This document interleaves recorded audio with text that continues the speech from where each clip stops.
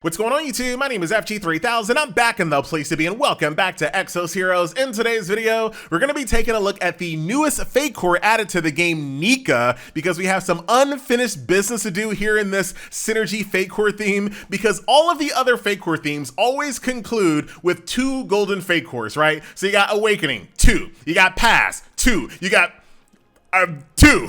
Can't say that word. We got the Benga family. 2. Dragon Emperor Knights. 2 fake cores. 2 golden fake cores there. But here in Idle, we got the golden Janai. It stopped. We jumped on over to the Time Walker fake core theme, and now we're back again with the Nika. So I'm looking forward to finally getting the second golden fake core. All signs are pointing to April being that unit, and I'm going to suggest, as I always do, that is the unit you want to save your zest for. But let's go ahead and take a look at Nika because, I mean, when you look at her kit on the surface, it's not that interesting, but when you dig a little deeper, it's still not that interesting, but it gets a little bit better than that. So her skill 1, so basic, right? Single target damage plus shock. Same exact thing as her basic kit, right? You also have an AoE, no burst. Same exact thing as her basic kit. Then you have her passive, Thrust 2. Once again, not interesting at all, but finally it gets a little bit more interesting because she has the little star passive. At the beginning of a round, reduces received damage by 10% for each living ally except for the caster. So as soon as combat starts for this character, keep in mind, I know it doesn't look like it, but Nika is a tank. As soon as combat starts with this character, she's gonna start off with a 40% damage reduction. Now, like I said before, on the surface, it's not that interesting, but if you dig a little bit deeper, it gets slightly more interesting because if you are crazy enough to really invest, oh, I do love that animation. Hold on, let me see it again.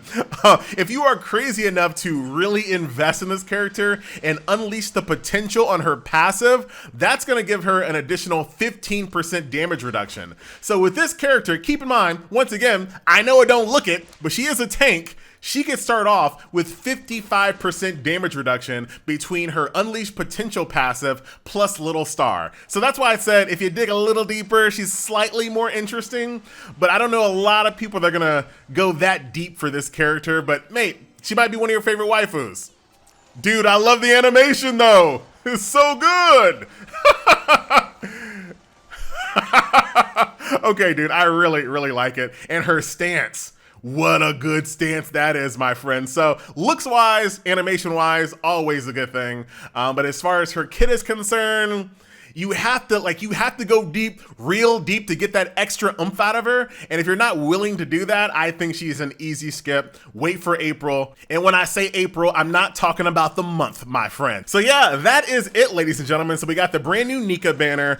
We also have the login bonus that will award you a Fergie at the end. So that's nice. But not a lot of stuff going on inside the game right now as we, sit back and relax and wait for season 3 to drop. We already got that season 3 image teaser. I cannot wait to see what they have in store for us. I'm hoping for some real content that's not mini game focused. I'm hoping for some quality of life when it comes to changing the stones of characters and changing the stone of gear. The whole UI and the whole process when it comes to changing the Guardian Stone colors is just so bad and so slow and so annoying. I'm hoping content and more quality of life and more streamlining. I think based on the track record that we've seen of the game thus far, we could already expect good quality of life and good streamlining, but we need to get that content, baby, where it's at. All right, so that is it. And when are they ever going to activate the season for Infinity Core? Like, it doesn't matter if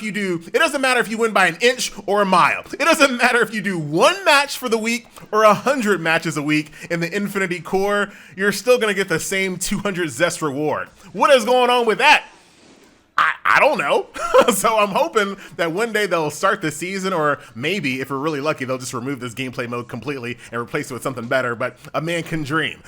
So that is gonna do it, ladies and gentlemen. My name is FG3000. I thank you a ton for watching. I do like this team. The only thing I will say about Infinity Core, I like putting together different teams, being forced to put together different teams.